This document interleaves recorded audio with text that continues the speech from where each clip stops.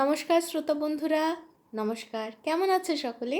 আশা করি আমরা যে যেখানেই আছি আপন আপন কর্তব্যগুলোকে ভালোবাসা সততার সাথে সম্পূর্ণ করার আপ্রাণ চেষ্টা চালিয়ে যাচ্ছি, তাই তো? আর আমরা আমাদের এই যে সাধনা, এই সাধনায় মা বাবার আশীর্বাদে, গুরুদেবের কৃপায় আর পরমেশ্বরের ইচ্ছা অনুসারে সফল হব।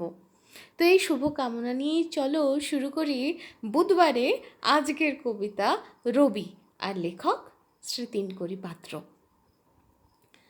চাঁদ, সূর্য, তারা রোজের মিত্র ওরা, সকল কাজের আনন্দের সজীব উৎসধারা। আলো, বাতাস, জল, সবুজ ধরাতল, অটুট মনোবল, সজীবতার মেলা।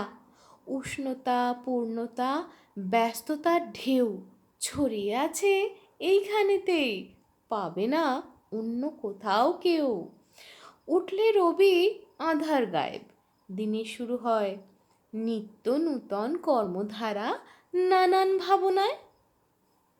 ফুটলে তারা সাঁঝ, চাঁদ উঠলে রাত, নরম আলোয় জোনাকিদের অভিনব সাজ।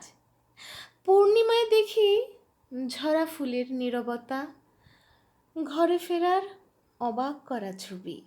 ঝড় উঠলে রাতে চঞ্চলতা বাড়ে, পাগল বাতাস ঢেউ তুলে যায় বাঁকা নদীর বুকে। অসহায় চাঁদ নদীর বুকে পড়ে দুহাত তুলে সাঁতার কাটে জোরে তীরে ফেরার তরে। জানালাটা বন্ধ করে ভাবি, ভয় কি সরে যাবে রাত, একটু পরেই উঁকি দেবে রবি। তো বন্ধুরা, আমাদের প্রত্যেকের জীবনে এরকম একটা রবি আছে, তাই না? একটা চাঁদ আছে, অনেকগুলো তারা আছে, আবার অনেকগুলো জোনাকিও আছে, একটা বাঁকা নদীও আছে, তাই তো?